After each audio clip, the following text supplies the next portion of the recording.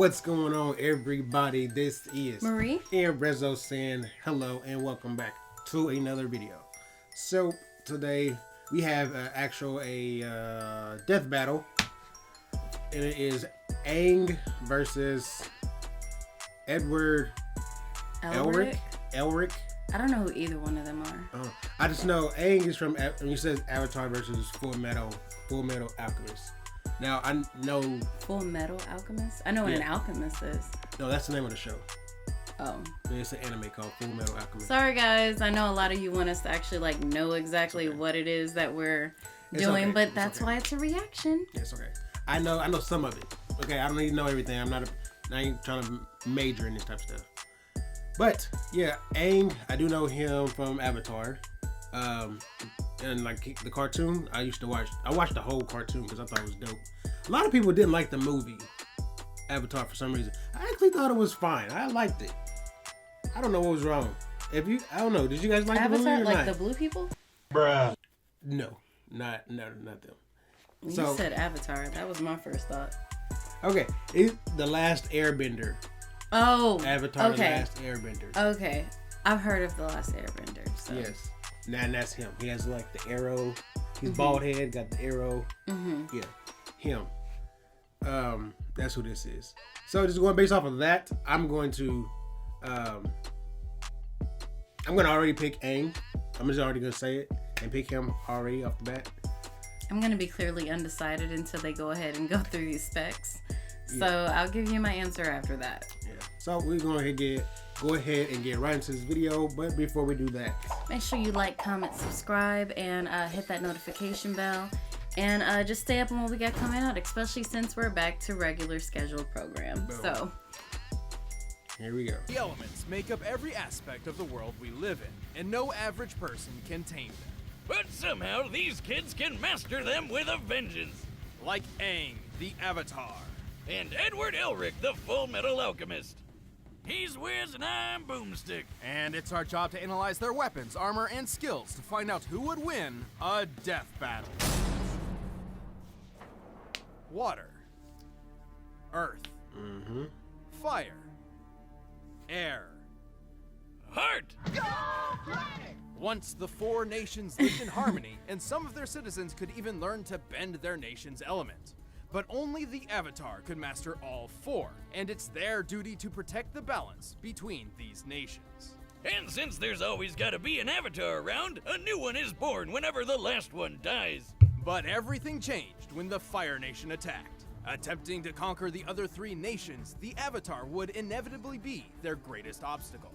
Man, they'd even go after a kid? Living among the air nomads, Aang was an energetic and dutiful 12 years old when he learned of his destiny. He was the newest incarnation DOD age 66. But he totally wussed out, ran away from home, and got frozen in ice for 100 years.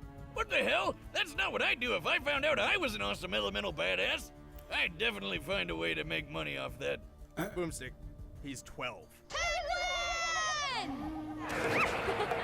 But running away actually saved his life, as the Fire Nation knew the next Avatar would be an air nomad and slaughtered them all in a horrific surprise attack. dang. But the poor kid wouldn't be stuck in ice forever. He was eventually rescued by some new friends and began his quest to learn the other elements and save the world. And as an air nomad, he can really bend the wind to his will. He can use air bending to create whirlwinds and tornadoes or slice through solid stone. And he can fly. Whee! Well, it's not exactly flying, Boomstick. What he actually does is manipulate the air currents to keep aloft. That's why he carries a glider, complete with snacks. Oh, well, I'm sure that'll No, come in you handy. didn't. Whatever. Wow. If it looks like a duck and sounds like a duck, it's a duck. Or I guess flying avatar guy. But ducks actually can fly. Anyway, Aang can use air in pretty much every aspect of his life. Like for shields, increasing his speed, Airbending, improving waterbending, agility, earthbending. adjusting his body temperature, and even focusing his Liquid breath to use manipulation. as an attack. After he learned waterbending from Paku and Katara, Aang can make whips, knives, and literal tsunamis. Hey, I can do that too. Just give me a pool and watch this cannonball fly. Does that mean I'm a waterbender? Sure. Waterbenders can also manipulate steam and ice. Just like how I, the great waterbender Boomstick the Wet, will use my powers to swim through this frozen block. You what? Yep. Waterbending 101. You can be jealous. Oh wow, I'm just bursting with envy. Bending powers activate! Ha! Success! Like airbending, waterbending requires a nearby Okay. source of water to use, like a pond or a filled bottle. The same goes for earthbending, which Aang learned from his mentor Toph. Earthbending is all about throwing rocks at people and a bunch of other cool stuff, like making walls and earthquakes and causing the ground to swallow you up. Which is kinda creepy, actually. Last but certainly not least, Aang learned the art of firebending from his longtime rival, Prince Zuko. Unlike the other arts, firebenders can actually create fire to use at will. Firebending is so goddamn powerful. It's even got the deadliest bending technique of all, shooting lightning. Well, only the most advanced firebenders can cast lightning, which is usually an instant kill move. While Aang never learned the move itself, I can he fire has learned shoot how lightning. to redirect it through his body. But even after learning the energy four just like elements, the rest of Aang the got time. to meet one last master bender. Who taught him You the can art create of lightning out of manipulating fire? a person's I- life energy. The purest I form see of like bending. why, It's but super I can't dangerous like give you, though, like, and the one science on mistake it. could tear up Aang's soul. And with it, Aang defeated the Fire Lord and brought peace to the world at Like if large. a lightning Well, hits with a that, tree, and with his super form, causes the the tree to catch Avatar on fire. state. In the Avatar state, Aang's Yeah. bending abilities grow immensely powerful. This is because the Avatar state lets Aang draw upon the power and wisdom of all previous Avatar incarnations. Though it is extremely risky, as dying while in the Avatar state ends the cycle of reincarnation permanently. Why would he care if he's dead anyway? Whatever. The coolest thing about the Avatar state is it makes you glow like this. Behold! How are you doing that? Oh, I drank a bunch of glow sticks. You need to go to the doctor, like right now. Yeah, like My that. liver's processed way worse than this. Well, with or without the I'm Wow. Avatar, done. Aang Oh is my plenty gosh. powerful.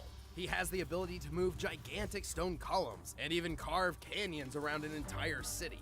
Not only has he survived hits from earthbending kings and massive explosions, he threw this gigantic column of rock at the Fire Lord. To get the column's mass, we compared Aang's height against it and determined it must weigh 9,500 tons. Aang's super fast too. With airbending, he can run on water. Which, given his size, requires a movement speed of well over 67 miles per hour. He used airbending to block a giant column-destroying explosive attack from the best-named character on the show, Combustion Man! And he's proven he could Combustion redirect Man. lightning from the Fire Lord himself. Taking into account the distance between them and how far Aang's arm had to move to catch the lightning, he would have to react at least 155 times faster than sound. He is pretty unused to violence, though. I mean, he's a vegetarian pacifist for crying out loud. But while he may seem like just a kid, Aang still saved the world and led it into a peaceful future. To him, bending is elementary. If you want to be a bender, you have to let go of fear. Alchemists of old once tried to turn lead into So he's gold a with legit alchemist. not great results. That's not But in just the his country character, of a that's, like, Mistress, what the his character ancient is. science of alchemy is actually possible never really by watched using the show, Earth's so we'll natural see. energy to reshape the molecular structure of various objects. And by drawing a circle thingy. A transmutation circle, which most alchemists use except for the youthful prodigy, Edward Elric. Oh, what a little badass. Careful, Boomstick, he's a bit touchy about his size. Hey, if I lost my mom like he did, I'd get mad at the little stuff too. But Just like Ed and his Snow brother and Alphonse Breakfast. figured they could bring her back with alchemy. So they went for it. But things went south real fast. You know how people say they'd give an arm and a leg for something? Well, Ed literally did, and poor Al lost his whole body. Luckily, Ed managed to stick his brother's soul in a suit of armor. But still, yikes. This horrible experience has forever marked the two brothers. No one is meant to transmute the human soul, and the boys were lucky just to escape with their lives. But he got something good out of it, like super secret knowledge, including how to do alchemy without a circle thingy. He just has to clap instead. So, worth it? With these new abilities, Ed and Alphonse began their quest to restore their bodies. Specifically, they sought the incredible power of a Philosopher's Stone, believing it to be their only chance. Eventually, Ed joined the military, and thanks to his amazing potential, he was named by the Fuhrer the Full Metal Alchemist. What? Adolf Hitler? Nah, it's just Bradley. He's okay. No, Until just Bradley. Spoilers! Also, since Ed lost a couple limbs, he got them replaced with automail, kinda like my leg. Automail is made from incredibly durable metal, ranging from his original steel one, to a gas-powered one, to his best version consisting of a mix of aluminum and carbon. Apart from being durable metal prosthetics, Ed's automail limbs function just like normal ones. He can Still even not reshape his vibranium. arm as a weapon. I was just about So to we say can turn Wakanda. it into swords and saws and stuff, Still increase not its vibranium. durability I just by didn't think of hardening the its name. I was like, makeup, what was or the turn name it of into that an element? umbrella. Ah, truly a limb of many talents. But at the end of the day, Ed's true talent lies not in sword fighting or umbrella holding, but the art of alchemy. He can do all sorts of crazy things with all the elements. He can basically make anything he wants, like spears and shields. So long as he follows the rule of equivalent exchange. Anything created with alchemy must have a source of equal value and cannot be made fundamentally different. For example, lead can be molded into a statue, but it cannot be turned into water. Other than that, there are 3 principles needed to use alchemy well: comprehension, Which means you gotta understand what the thing you're using is made of. destruction, Breaking stuff down, and reconstruction. putting stuff back together. Ed is only limited by the materials at hand and his imagination. At his full potential, he can do almost anything. Oh. He can purify water, create ammonium gas from ammonium nitrate, repair entire houses, and transform a gun into a trumpet. Don't you ever try and do that with any of my guns. Anyway, Ed's also learned destruction alchemy, which does exactly what you think it does, make a big ol' kaboom. Ed's used it to destroy stuff like automail, but it can also be used to explode people's heads. So, using destruction alchemy, Ed should be able to destroy something like this on a molecular level. Ha! Or you could just do that. Anyway, with all of his abilities, Ed has done some He's pretty strong in incredibly order to do that, impressive though. things. Not only has he blocked gunfire from a Gatling gun after it started firing, he's dodged a pistol from nearly point-blank range, and his automail arm even took a bite from a lion-headed chimera. It was totally fine. Assuming this chimera has a similar bite force to that of a real lion, that means Ed's arm stood up to a force of 1,000 pounds per square inch. He's created a gigantic cannon and then survived that cannon exploding while he was standing on it. And then he survived being on top of a huge boulder exploding too. We can measure the boulder's explosion against Ed's size to get an approximate energy output. With a radius of 36 feet, this blast must have been equivalent to over 100 tons of TNT. How's that for equivalent exchange, bitches? He also survived an explosion that took out most of a 10-story building. Even apart from being tough, Ed has shown considerable strength when using alchemy. Like when he created a gigantic golem to crush his opponent. By measuring the size of the stone golem's thumb, comparing it to the size of the average human's thumb, and using that scale to estimate the size of the golem, that gives us an estimated weight of over 3,000 metric tons. All this without any Philosopher's Stone, because it turns out those things are really, really messed up. Right. Philosopher's Stones are extremely powerful and can be used in many different ways. Kimberly the Crimson Lotus Alchemist, for example, used one to create a massive explosion equal to 157 kilotons of TNT. However, it turns out that these stones are composed of imprisoned human souls. So Ed and Al vowed to avoid them on principle. Although Ed can boost his alchemic power in a similar manner by drawing on his own life force, increasing his potential at the cost of shortening his lifespan. But that's what Ed ultimately had to learn, what it truly means to let something go. And so he found another way to revive Al's body, sacrificing his own power for the sake of family. Aw, what a nice guy. But all in all, so long as Ed knows what he's trying to transmute, he's an amazing force to be reckoned with. Now let's go home. I'm with Mr. Alchemy. I feel like he's gonna win, but I still want Aang to win. I'm with Mr. Alchemy. All right. Oh Lord. Sorry, Momo. You're just too little. You're good, you're good. Little? Who are you calling a pipsqueak, you stupid hairless kid? Nobody? I'll show you!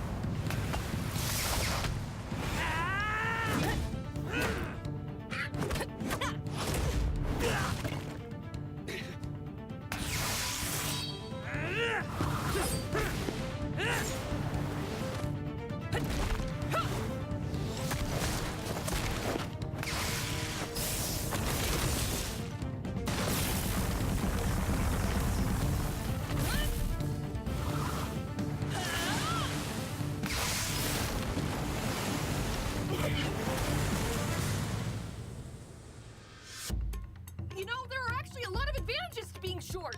Like, you'll never hit your head on door frames, and, I'm still growing! Now I gotcha.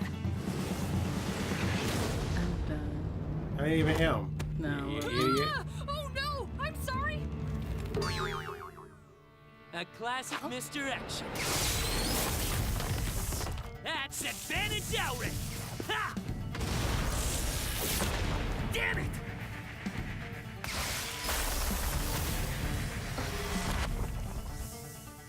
How's this for small?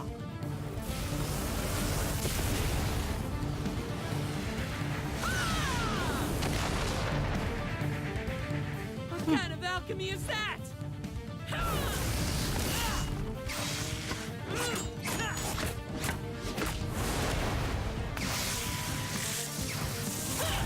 Okay, no more clappy magic. No more clappy magic. Uh-oh. No, my cabbages! I thought those were watermelons. I won't lose you again. Uh-oh.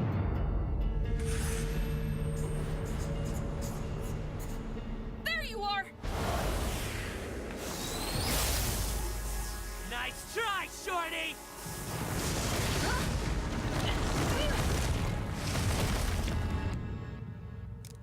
Whew. Can't believe that worked. It ain't over. Dang, he He loses. still got a glow.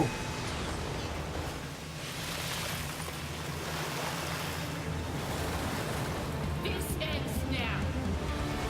Oh yeah, it's a wrap.